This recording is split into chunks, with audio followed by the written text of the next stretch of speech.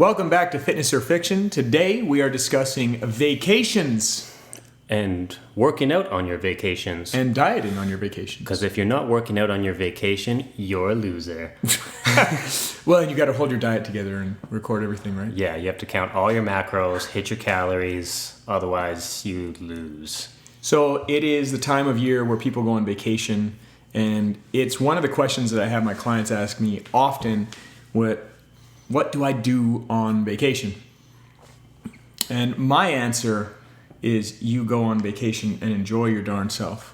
That is my answer. But it's only one way of looking at it. So the way that we had discussed it, there's three distinct ways of looking at it, yeah? Yeah, I had a guy talking to me about it this morning. He's going on 3-week vacation to Europe, and we were kind of like juggling around. He's like, what should I do when I'm on vacation? I'm like, well, it's kind of up to you, but like the 3 ways we discussed was, you try to continue down the road if it's applicable for your vacation, applicable for your lifestyle. Like, it also depends on the vacation. Me and you have gone on vacation where all we did was work out like dogs, but it's also what true. We enjoyed. That's true. It was what we enjoyed. Not everybody enjoys it as much as we do. That's why it's our career. The other one is just letting off the pedal entirely, because letting off the pedal entirely lets you fully recharge and relax. And then the third option is more of like a hybrid method where you actually actively seek athletic activities to partake in, I would say. Yeah, absolutely. I think when you look at vacation style, it's important. The challenge that I have, is it fair that we just kind of choose one to start with? Sure. I think the first one that we should start with is, let's run the course. Let's try to keep everything the same. I'm going to keep tracking. I'm going to keep my workouts together. I work out 4 times a week. Usually I'm going to do 4 times a week on vacation. Mm-hmm. My worry with that, we can kind of tin man each argument. You can say the good part and the bad part. I'm going to say the challenging part first on this particular one.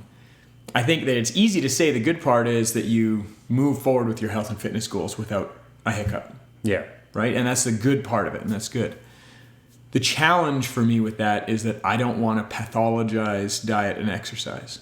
Mm-hmm. And I've seen lots of this happen in the industry. Like I dealt with a lot of people that have come from the figure and bodybuilding side of things that they're so pathologized with food that they don't know how to eat regular anymore, and a few of them had actually developed disordered eating habits. Yeah.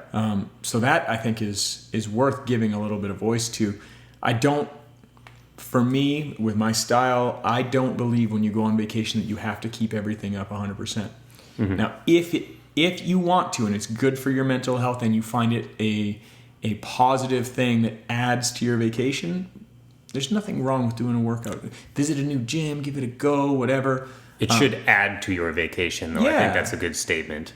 But if you're going to run the course and it's not adding to your vacation, then it is by definition taking away. Yeah. So I really think that if you look at, what is this vacation for? Is this vacation for me to unplug, recover, feel better? Well, yeah, okay. What is going to help you with the style of person that you are do that? Because I do know a few people that if they let their foot off the pedal, it'll totally wreck their day. They're so type A, they want to have something. Mm-hmm. But my concern is totally pathologizing diet and exercise. I don't think that you should 100% of the time be on a diet and an exercise program. I think that makes it pathological and sucks the joy out of it. Myself, but that's only one style. Yeah, I think setting people up for failure, another thing is there's so much crap going on in the world when people are like, oh, I'm going to go on vacation, but I'm going to keep everything tight and I'm going to exercise and I'm going to not slip at all. And then they almost slip entirely because it was an unrealistic expectation they placed upon themselves. And then it's a double negative because not only did they slip, but they feel like shit because they slipped twice, essentially. Like, oh, I was going to do it, but then I didn't. So consciously saying I'm going to let my foot off the gas pedal and enjoy myself and recharge and recover, it feels better to just give yourself that freedom because you kind of let go of that control willingly rather than failing at it. Totally. Yeah, no, I think that it kind of comes back to the tiny habits conversation where some of the worst things you can do is overreach and set up your expectations so high that you're just going to feel really bad when you don't make it. Mm-hmm.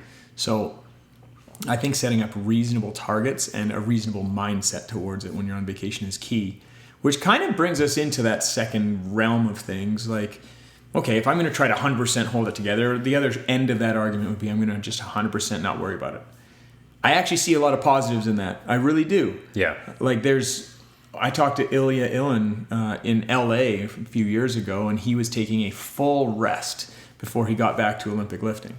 And he was like, no, I don't really lift right now. I'm taking a month off. I'm just letting my body recover. I do a lot. I ask a lot. So I'm just letting it happen. And I'm like, interesting. Because a lot of people would have, and me as a lifter, I wouldn't have been able to do that. I was so type A. Like, no, I need a gym. Yeah. So I think the other end of it, just letting everything go. The real question that I would have again is, how do you feel about it? Yeah. Like, if the qualifier is like, well, you know what, I really enjoy it. I find like it's a outlet. It helps with my mental health. It helps me relax and not think about everything and decompress. And it's like, yeah, fine. I get it. Like, you're going on vacation, your body can handle 10 days. Yeah, I think people have a misconception on how quickly how quickly they're going to regress. Like a 10-day or 2-week vacation is like, oh, everything's going to fall apart and it's all toast. Yeah, well, there can be the opportunity where some people really will fall apart. And, my sister, for one, like once she gets going on a vacation and she's trying to relax, she finds herself adding pounds really, really fast. If she just lets everything slide and she doesn't feel great with that happening. Yeah. And there's some mitigating circumstances that you can do with that, like doing more weight training instead of cardiovascular work and whatever else. But I know that there's been times where she comes back from vacation and it's like an extra, oh no, now I got to fix this sort of thing. Mm-hmm. So, I don't think you slip too quickly, but again, it comes back to me for like, how are you going to feel about it? What's the best way to plan it out for you and your style and your particular body? Yeah. Because the other end of this is like, well, all bets are off. I'm just going to eat total garbage food. I don't know that really adds to the vacation that much. That's what I was going to say. The one piece that we were kind of missing is like somebody that's like, well, I'm on vacation, so I'm going to triple indulge and just drink like a monster and eat like a monster. Like, there's a difference between letting it go and there's a difference between actively like trying to burn the building down. Yeah, I think that's totally valid and true. And I don't think that adds to a vacation for most people. Mm-hmm. If it does, then there's nothing wrong with that if that's what makes you feel good. I'm not out here to be like, well, I'm better and you're worse. Like, that's crazy. But what I am going to say about that is that truly adding to your vacation? Like, if you've done the math and you're like, listen, this is how I vacation and I come home feeling like a champ, fine. And for me, like, I do indulge when I'm on vacation. Like, I have dessert with my dinner every single night. Yeah. But I eat gluten and dairy free for my health. So I don't slide on that at all. Yeah, to that point though too, like I'm sure you're probably similar to me, whereas if I'm eating a meal, I'm probably going to have it more heavily based on the protein, not necessarily out of like, I need protein for my macros, but I just enjoy protein more than the other components on the dinner plate. Yeah, I think that comes back to picking your shots. It's like, listen, my meal, I want to enjoy my meal, but I don't want to eat until I feel sick because then I don't enjoy my meal. Yeah. So for me, it's like, well, I'm going to eat pretty close to what I usually eat because I enjoy eating like that. Mm-hmm. But then I'm going to have like something that I've never had before or an indulgence that's like really, really tasty. And I'll eat the whole thing. You've seen me cash out. So it's one of those things that I feel good afterwards. I don't come home feeling like I've slid too far. That's okay. But really, this kind of brings it into the third realm, which is where I tend to live, and I think you do too on vacation. And the third realm is, what if you found ways that you could stretch the experience to be even better? Because in life, what we have is our experiences. At the end of the day, we don't take any of our material stuff with us. It's just our experiences. So it comes back to this. It sounds like a crazy question that's like almost philosophical. It's like, well, what are you aiming to get out of your vacation? And for me, I think it's one of the best investments you can make. Experiences. Like that's the best thing that you can invest in. My experiences in New Zealand in 2005 for a university exchange, those are worth so much more than what I paid for them, because It taught me things about being a young man and who I wanted to be as an adult and all these things. Got to meet people from different cultures, showed me how thick the veneer of Canadian politeness is. It taught me a lot of cool stuff. So the third realm is no longer like, okay, all bets are off, or I'm going to stay fully on. This is like, I'm going to choose how I want to engage in my fitness. So there's a few ways that this can look. Should we talk about how that can look? Yeah, well, for me and you, when we were in LA, that was obviously, we hit up a pretty notorious weightlifting gym. Yeah, Waxman's. Every day.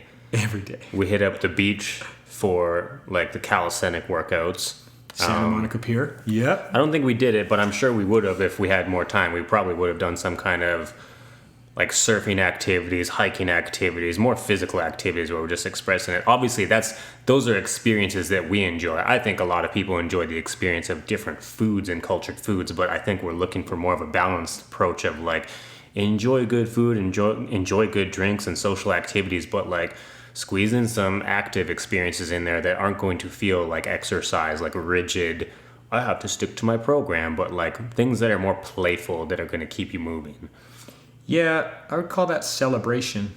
Like, one of the best things that I hear from my clients is when they roll over and they say, hey, I was able to do X, Y, and Z today, and I would have never been able to do that. That makes me and them feel fantastic. Mm-hmm. And it should. Like that, just knowing, like, I have created a system where I can do the following things, and I wouldn't have been able to previously. It's like, well, that's what it's all about. Like, you're exercising so you can optimize your life in a lot of ways. So I really like it when people celebrate where they're at. And it's like, hey, I learned how to do this new thing. Like, one of the things from last week, I was in Kelowna. One of the things I'm most happy about from that trip is, Will learned how to water ski, which is exciting. He learned how to wakeboard, which is exciting. And then I got to give him his first exposure to surfing. So we're surfing behind the boat. He got to stand in the middle of the board and we held the wave for a couple minutes and he had a great time, but I got to share that experience with him. And that, to me, that's super valuable. So when I go on vacation, the way that I do it is I try to find things that I can actually express different qualities that I've been working on, that I have the opportunity to experience that maybe other people won't, or even I won't when I'm older. Yeah. So it's kind of like, well, what's my next shot? It's like, there isn't. You only get one shot. It's this life. So I think that for me, if I was to coach somebody, it's the first thing that I would ask is, what are you trying to get out of your vacation? Are you trying to unplug? Because if you're trying to unplug, I wouldn't make a lot of plans. Yeah. Are you trying to have really good experiences? But, their style is really going to dictate what they should do in a lot of ways. Their style isn't my style. For me, I'm up, I'm moving. I want to try different things. I want to go barefooting. I want to go surfing. I want to do but you don't different obstacle courses. You don't track those activities in your calorie log? No, I don't track activities at all. But for me, I know when I feel great. And when I feel great is when I am being challenged just outside of what's super comfortable. Yeah. So like me and Will woke up at 6:30 and did a workout that was going on in the field. We just went and did the workout together and it was kind of complex. So I was like, well, don't worry about all the complex stuff. We'll just work through it one thing at a time. He did the whole workout with me. It wasn't the hardest workout that I've ever done, but I got to experience it with my son. Felt great. I felt like I got something in the rest of the day. And yeah, it added to the experience, which is the real question I think we should be asking. Yeah. What is the best way to set it up so that it adds to your experience and doesn't take away? Yeah, I think that's the summary / ending to this episode is like, what's best for you and what are you trying to get out of your vacation? We're not preaching what's correct or what's right. It's going to be specific from person to person, and we're just here to support. Isn't that fitting for a variety of things that we talk about? True facts. Yeah, and when we talk about, the reductionist approach where you take something complex and make it so simple that it's borderline false, versus taking something and kind of expanding it and being pedantic about small details that don't really matter. It ends up coming to the same thing where in the fitness industry, I think it falls too often into this kind of factory fitness thing. Like, here's the answer. Here are the 3 things to fix your back. And I know what people are trying to do with that. I get it. But at the end of the day, the people that are listening to this, you're better than that. You're better than that. What's best for you? Mm-hmm. It's not what's good for the back. That you can't There's so many pre-qualifiers for that to be true. What's good for you? And you know your body better than most people. You know the inner workings of how you think better than most people. So really think about, how am I going to do this so that I feel the best coming out of it? Yeah. And that's usually what I would say the right answer is for you. Yeah. Enjoy your damn vacation. Yeah. Guilt-free. Boom. Well, if you guys have anything to add to this, you can leave us a comment on YouTube or harass us on the Instagram. Yeah, thanks for making it this far. Feel free to subscribe, sign up for alerts. Likes go a long way, comments. Thanks for being here, guys. Enjoy your vacation. Yeah, enjoy them vacations. Thanks for joining us this week. We appreciate your support.